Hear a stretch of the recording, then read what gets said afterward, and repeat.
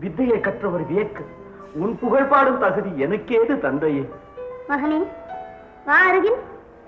வா, வாய்க்கிற நாக்கை நீட்டு, பாடு, முத்து முத்தாக பாடு.